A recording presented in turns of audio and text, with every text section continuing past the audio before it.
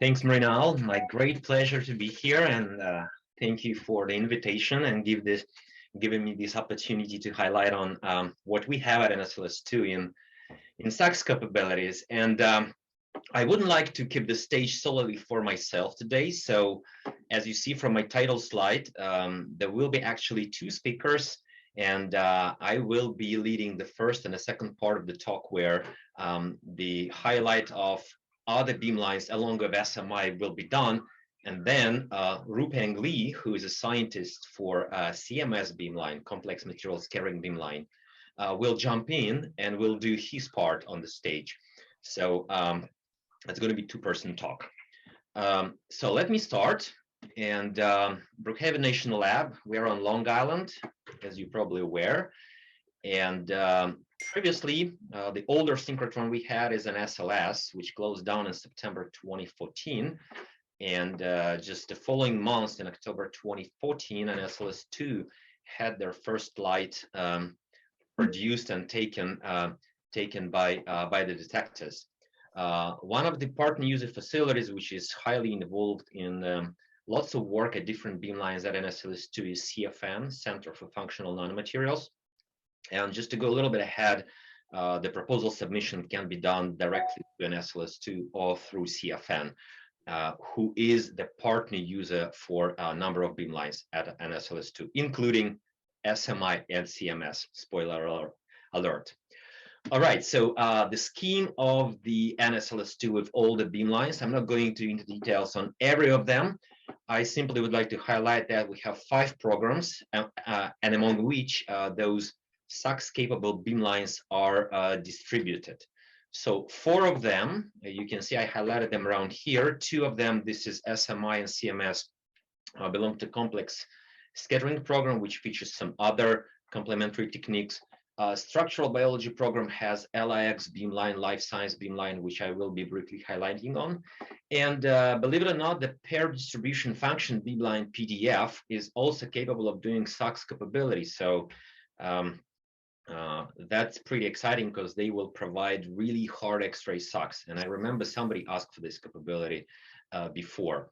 So just 4 beamlines, which I will be highlighting, well, actually 3, because CMS will be highlighted by Ruipeng.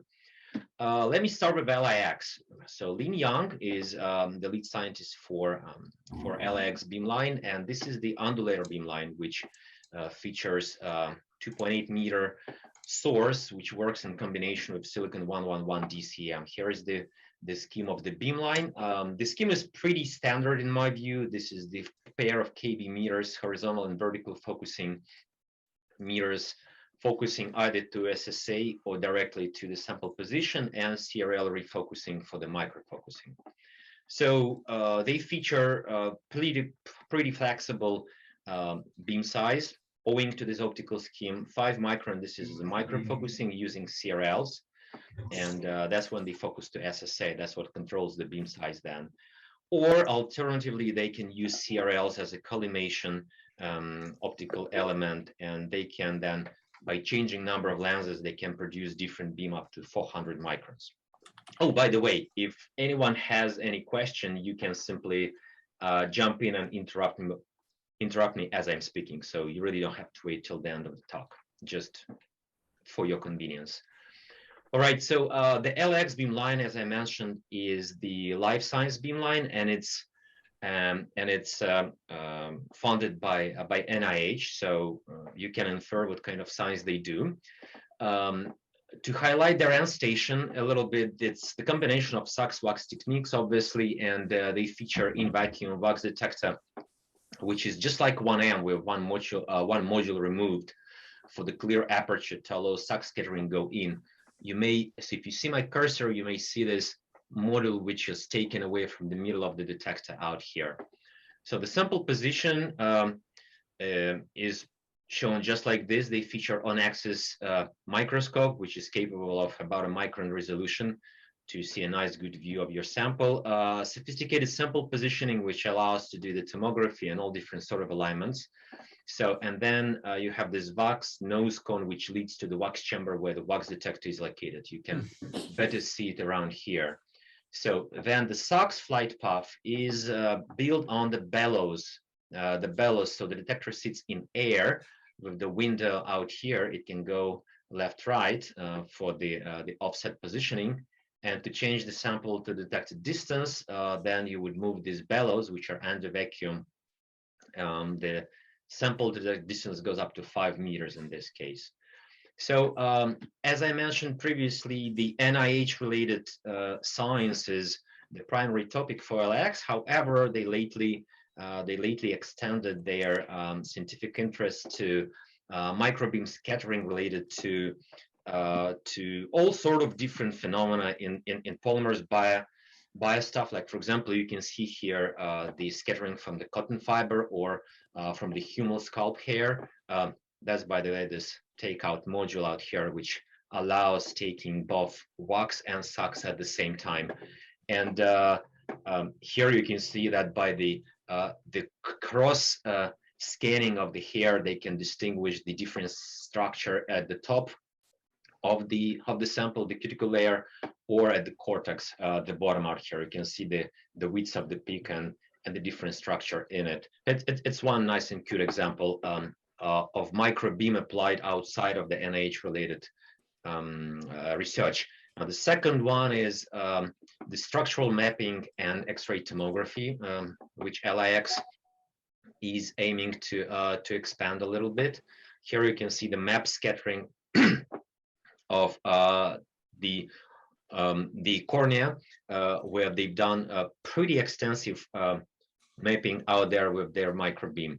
So you can see it's more than 1,000, scans, which fills the whole sample map. So another application which they pursue is the tomography. So you can see the virtual sections of the poplar stem, and so it's about 120 projections they've made out there with 10 micron resolution. So although the main interest of LIX is the biological samples due to the nature of their funding, they're still happy to support experiments that will match these core beamline capabilities, namely structural mapping, tomography, and the good use of their microfocusing scheme. Good examples being fiber or some heterogeneous structures in general. So this is LIX. Now I would like to move over to the hard X-ray diffraction beamline, the PDF beamline, which I'd like to say up front that this is not SAXS dedicated beamline. So users have to be careful in how they put the focus in their proposal. So the major focus still have to be PDF, but the proposal has to call for complementary SAXS technique. So the actual SAXS proposal is not going to fly on that beamline. So therefore, be mindful if you consider to apply for the beamline. PDF has to be the major technique. Now that beamline works at the very hard X-rays, so you can see what's currently available and being commissioned. And these are the future energies which would be accessible for users. You can see the SAXS-WAXS range outlined around here and a few test measurements which Melinda, shown here, lead scientist, has taken as a part of the commissioning technique.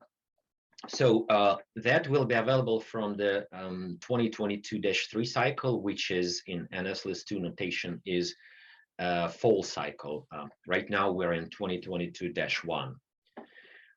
Now that concludes the introductory part about LIX and PDF, and now I'm jumping to the SMI beamline, which is the beamline which I'm leading. So I'd like to start with the top level view of what SMI is at a glance.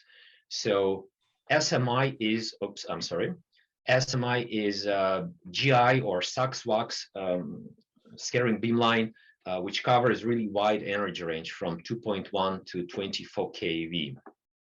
So it covers tender X-rays as well. And it's complementary to CMS beamline, which will be highlighted later, which originally was a high-throughput SAXS-WAXS beamline on the bending magnet, three-pole wiggler, I'd rather say. And SMI complements that with additional capabilities. The optical scheme of the beamline, which is more or less similar to what LIX has. So we feature the similar IBU 23, 23 being the period, 2.8 meters, and silicon 111 DCM, and the pair of meters, column KB meters, horizontal focusing and vertical focusing meters, but biomorphs, which we can bend. Secondary source aperture, and then for the SAXS and WAXS Endstation, we can refocus with CRLs to achieve the microfocusing. We also have the B hatch out here, which features the newly constructed and commissioned OPLS Endstation, open platform and liquid scattering Endstation. And so that OPLS Endstation was developed and is now led by Ben Oko. And the other two members of SMI staff is Guillaume Fréchet and Patrick Vasik, who primarily support operation as SWAXS, but also participate at OPLS activities. So owing to a very large energy range, the Q range accessible is very broad and flexible, anywhere from 4⁻⁻⁴ to 15 reciprocal angstroms. And beam size is either microfocusing, nominally 25/2, or we call it high resolution beam, which is 200 by 2030 microns. Tender X-rays allow us to do the resonant scattering at different lighter atoms, examples being phosphorus, sulfur, chlorine, and some others. And the important part of SMI is the suite of fast detectors, which allows for 500 Hz time resolved measurements in GSAXS or GWAXS. That is Philaros 1M for SAXS, and the combination of 900 kW plus 300 kW in WAXS. Here is the scheme of the Endstations and the detector layout. We also feature a max removable CCD annular detector, which can sit right at the end of the chamber. One of the important points here that the beamline is canted, so it's designed to be built out. The B branch is decided to be built out as independent canted beam station, the beamline. Scientific capabilities are highlighted here. Three, or I'd rather say four major areas which we cover, which are pretty wide. These are the bulk interface structure, soft, bio, hard nanomaterials, 3D nanostructures. Obviously, time resolved studies of non-equilibrium conditions, like, for example, 3D printing or maybe fast annealing, quenching, you name it. In-situ reactions, resonance scattering for biomaterials and organic electronics that became a lot more popular now to measure OPVs, for example, at sulfur edge, which gives you a beautiful capability to measure information which is not accessible with hard X-rays otherwise. The capabilities which we feature right now are, just to recoup, 4 detectors which you can use simultaneously, which covers the Q range I highlighted. Microfocusing using serial translocator. At the moment, 3 energies supported, 11, 14, and 16 kV. WAXS Endstation features the fully windowless design, means for tender X-rays we have no windows whatsoever, even no detector coverage at all. And you can also use this scheme for the hard X-rays, means beamline produces extremely low background. But at the same time, if you have non-compatible Endstation, sample environment with Endstation, then you can work in air. So this is for custom sample environment. And so resonances, we can cover pretty much any edges you want if it falls in it. So that is the focusing layout, which I highlighted with a little bit of an indication where everything is located and how the focus is being done.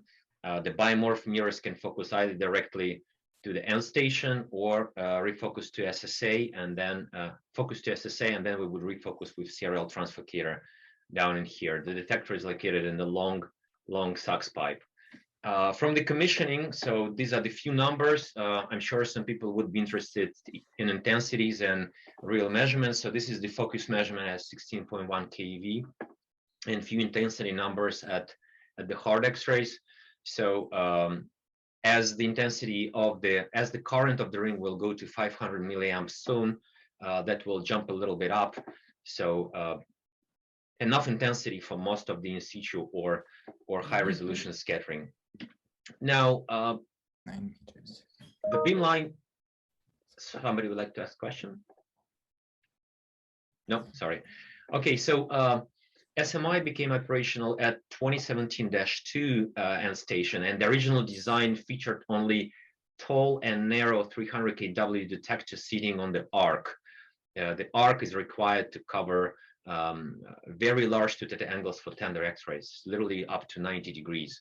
And you can imagine that to take a nice, good WAXS map, you would need to stitch 13 or even more detector shots, which pretty much doesn't let you do the in-situ scattering if you need time resolution within the large Q range. So this is the picture of the Endstation. We recognized the need that this had to be changed, and in 2021 we added 900 kW detector, which sits right next to it, offset, so that you can do simultaneous SAXS-WAXS with the beam going to the SAXS detector. So in single shot now we can cover up to 3 to 4 reciprocal angstroms in 2 theta, and the height of detector covers up to 6 angstroms up there. Well, it all depends on energy, obviously. Now, fully windowless SAXS and WAXS pipe chamber combination. Our maximum sample detector distance is 8.3 meters, so lowest Q we can achieve is right here. That also depends on the beam stop size. And we lately saw the increased demand for very low Q SAXS scattering. You can call it USAXS even, and much higher resolution, which is not always possible to achieve by simply reducing energy. So we decided to extend the SAXS sample detector distance maximum we can do with small investment, and that will go up to 9.5 meters probably by the end of this year. There are a couple of examples from our users which would strongly benefit from this type of resolution improvement. For example, these are the polymorph transitions in the polymer micelles out here. It's a little at the verge of the resolution, and that was done in air. So we can't really go much lower in energy. Same goes for this scattering from the critical dimension GSAXS from NIPAM covered gratings. So we had to use 16.1 keV, and the grading pitch 8025 nanometers is barely resolved, as you can see out here. So there are applications which calls for this increased SAXS SDD, and that's what we're going to do. So in combination of the energy flexibility, we could, in principle, then reach very low 10 to minus 4 if anyone wants to do that type of measurement. Sample setups, we feature both in vacuum and in air capabilities, and I'd like to start from commercial ones. We acquired over the years this suite of Lincoln Holden cold stages with liquid nitrogen support and heating capabilities. So these are the temperature range. These are all the stages which currently available at the Beamline for user experiments, and they're pretty widely used. About a third experiments at SMI is done using Lincoln stages one way or another. Then Instax stage is another stage we have, which allows for some very specific type of annealing measurements with like magnets put inside the stage, for example, which otherwise wouldn't be supported by Lincoln. So these are the commercial stages. And the examples of sample stages which are custom made, we're happy to support all different type of custom made sample environment. For example, I'd like to highlight on a few here, the inline 3D printing platform, which is custom made, fully beamline integratable, developed by Lutz Wiegert. In-house here, it's piezo based, and you can swap the printing heads to accommodate your needs. Obviously, that's fully compatible with SAXS and WAXS simultaneous in situ. That's in air. Now here's another example of combining something like UV annealing with the Lincoln stage. So you can see that it's also done on the magnet under the nitrogen flow. Some other good example of custom cell is no air exposure, we call it, annealing cell up to 600 Celsius, which is for air sensitive samples. So this is the picture when this cell sealed under vacuum is placed inside the vacuum chamber, and then the lid is raised up so that the cell goes from vacuum to vacuum. So that's another good example. We do not discourage coming with a standard stuff where you would need possibly high throughput, which calls for Beamline core capabilities like resolution, for example. So we have the suite of high throughput substrate and holders where you can mount up to 10 or 15 samples. Well, depends on the size, obviously, for GI or for the capillaries, just like this example out here. And that's all on the kinematic stages, so quite reproducible. These are the examples of the same bars combined with heating, and all the sample stages are compatible with the CMS beamline. Ruipeng will mention about that too.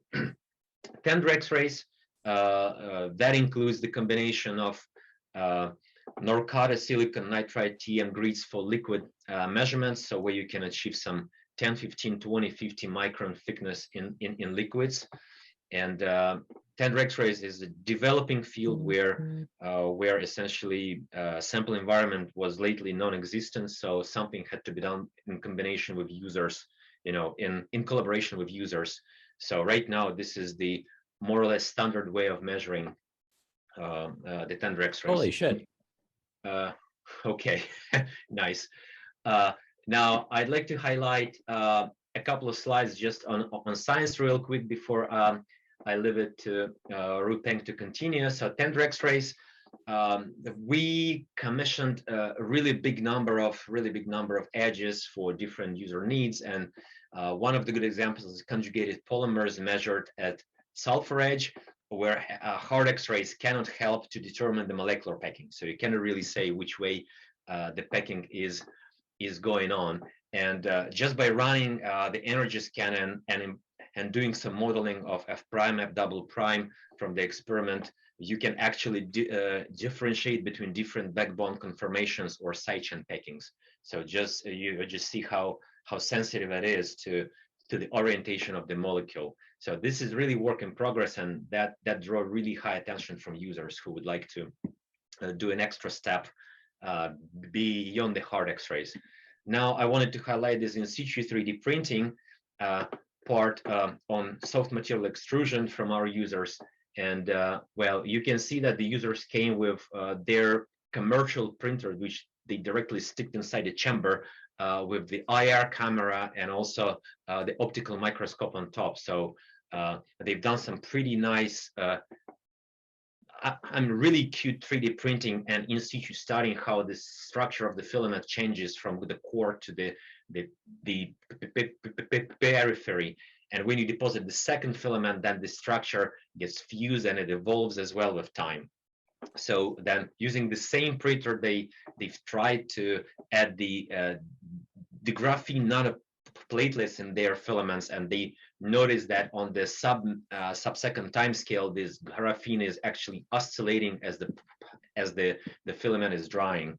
So that's pretty exciting and quite representative type of science which is done at SMI.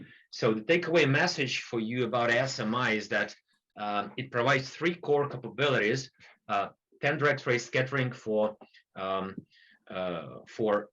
soft materials and light elements to study the conformation of and to distinguish between the different conformation in all different various materials, from biomaterials to OPVs to conjugated polymers, etc.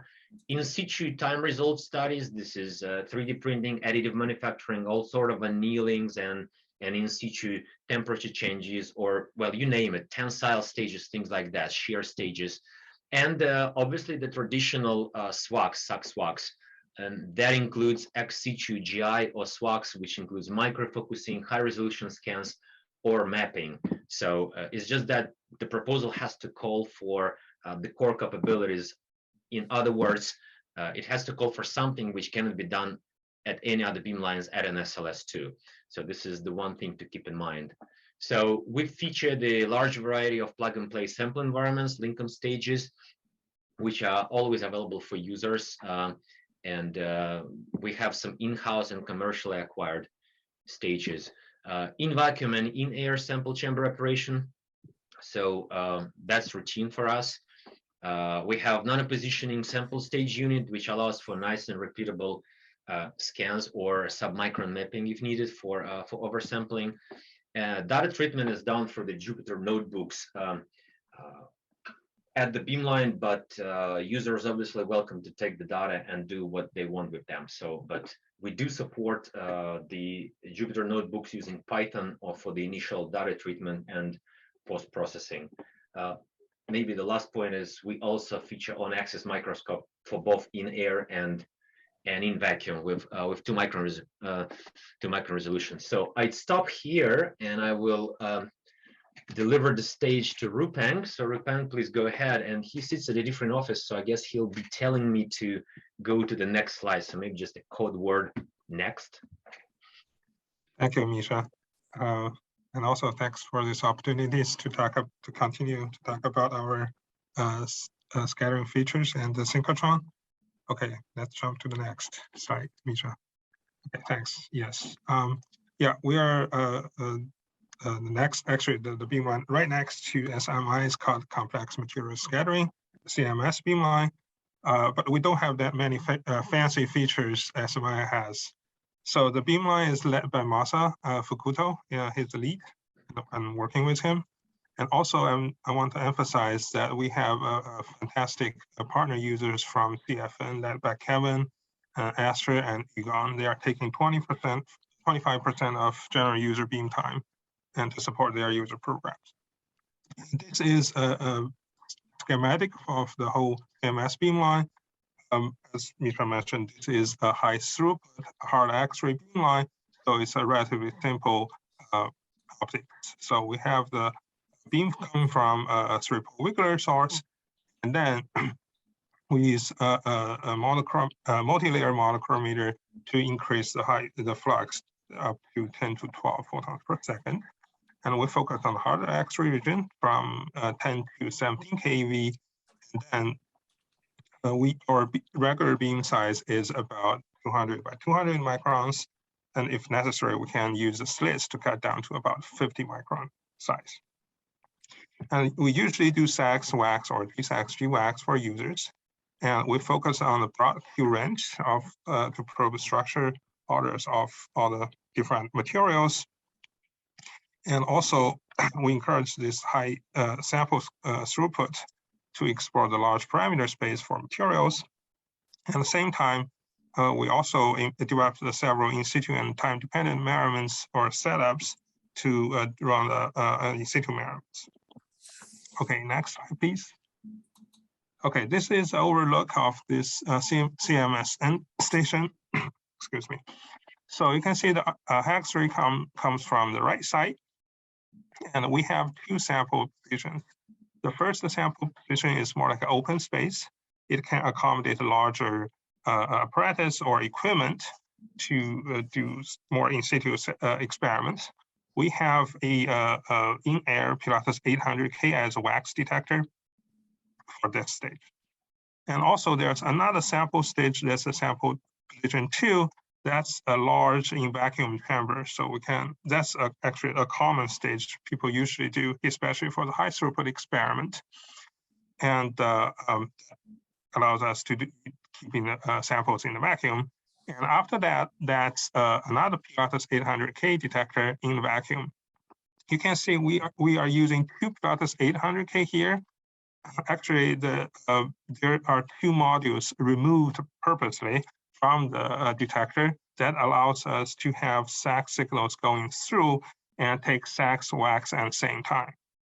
And after that, that's a long flight path in vacuum and have the SAXS, which is a Pilatus 2M in the end.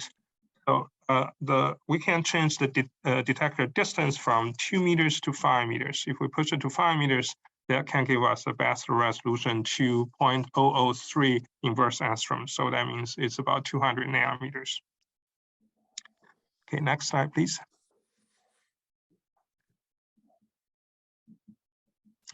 Yes, as Misha mentioned, we share multiple stages. One example is this static measurement stage for transmission or thin films or grazing in geometry.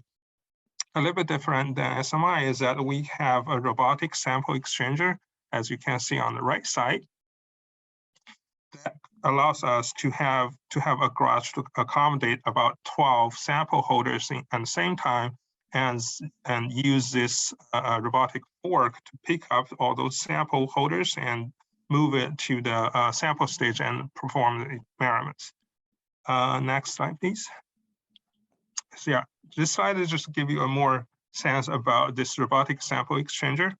And I hope you can see that clearly on the left side. The left image shows the fork. Right now it's empty, it's ready to pick up the sample holders in the garage. And the right image shows that the sample has already been picked up by the fork, and it will be transported into the sample area close to the red cross. So actually, this kind of operation can, perform everything fully automatic from the start to the end from our Blue Sky program. And also, we don't need to open the sludge or vacuum or vent this chamber in the whole process. So that could be very helpful for our remote users, especially during this pandemic period. Usually, we send the holders to the users, and they preload all the samples and give us the sample names and the positions in this Google shared document. And then we can get the samples and just copy paste all the file information and start the measurements quickly. That's how we improve this remote operations. So our goal is to have like a 12-hour long scan to cover the whole night for the static measurements. Okay, next, please.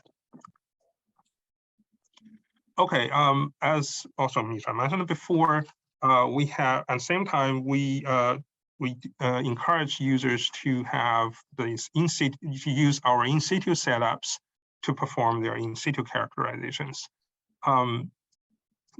including the top line shows the commercial stages we have is including the in-stack stage, Lincoln thermal stage, or Lincoln tensile, or even shear stages.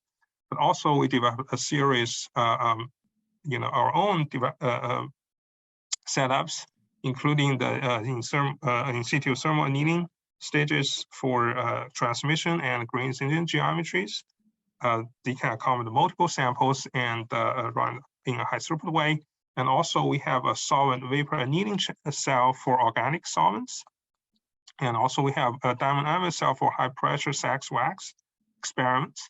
And the last one is the humidity cell. Mitra mentioned that before.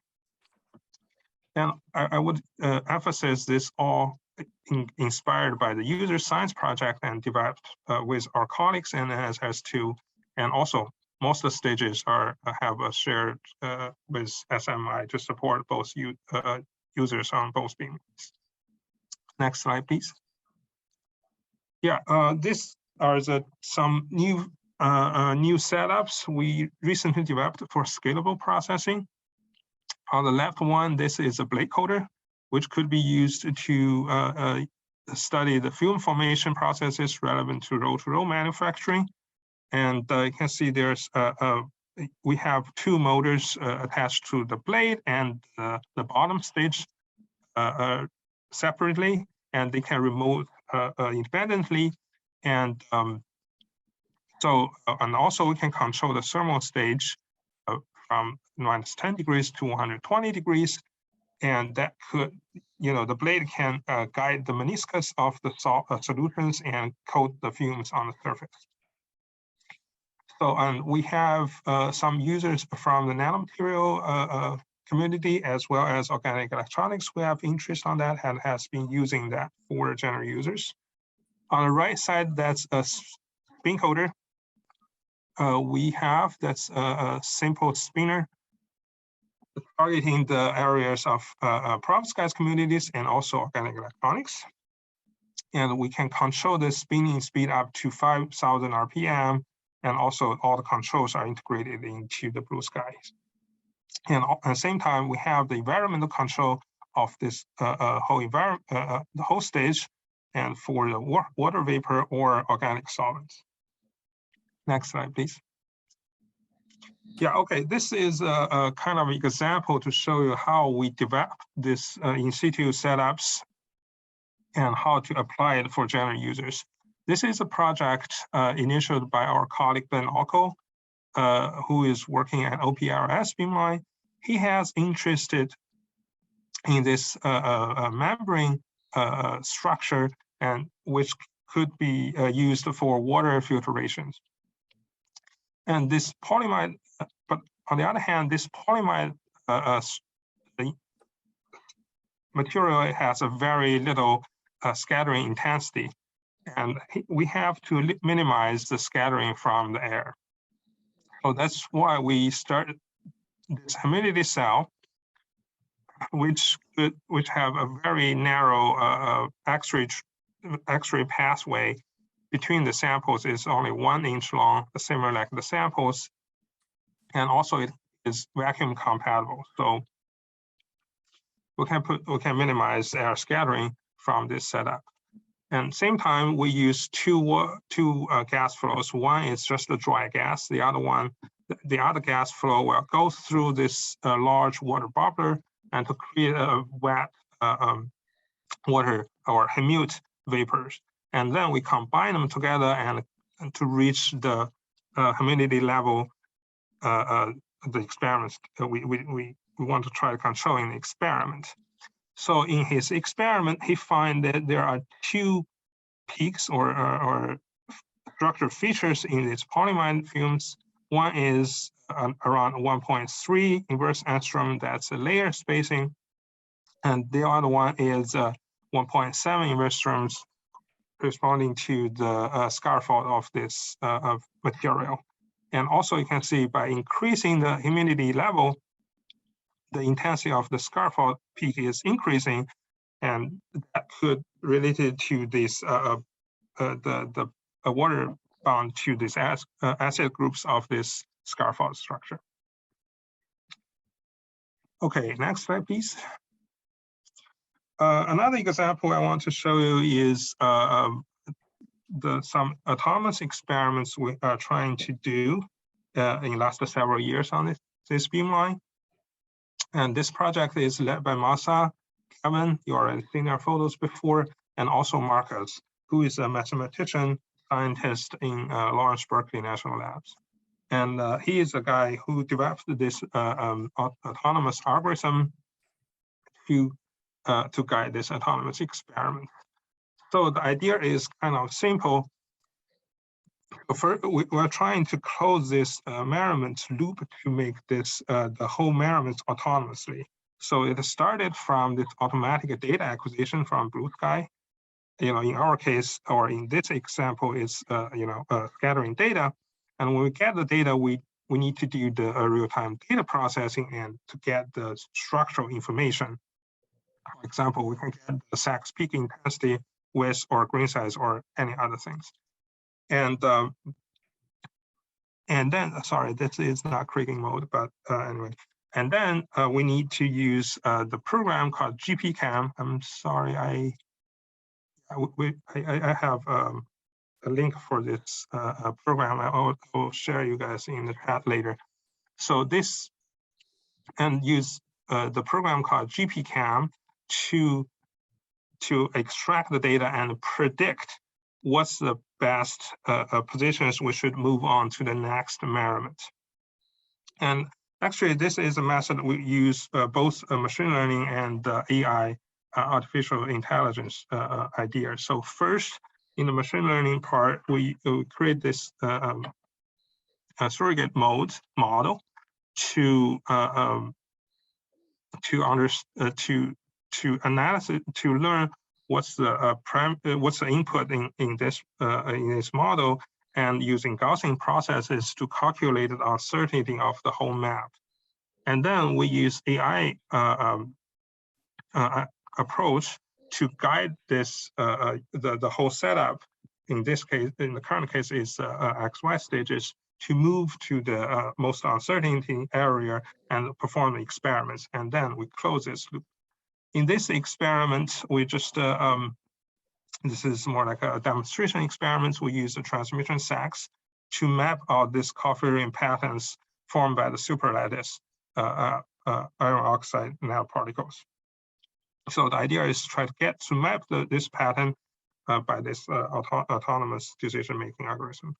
Next slide, please. Okay, and you can see we have done 3 experiments to make a comparison. So the first one is very common, not autonomous, but more like automatic measurements, just a grid scans.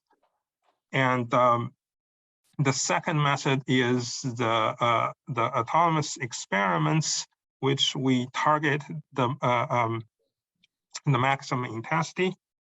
And the third one is to use not the intensity, but use a local gradient to guide the experiments. And you can see in the first, if you have a very limited in the very beginning, in the very limited data acquisition, you already have a good view of the structures by the autonomous experiments comparing to the common exhaustive scans. But also, we can tune this, we can change the scanning model to emphasize the different features on this structure. Okay, let's move on to the next. Yeah, so I think I'll stop here, and the short take-home message is CMS is hard X-ray scattering beamline. We run simultaneous SAXS-WAXS, SAXS-WAXS with broad Q peaks. We run a lot of high-throughput experiments, but also encourage the in-situ experiments and this beamline. And also, we are trying to push more AI/ML guided autonomous experiment. And that's all I want to say. Thank you all.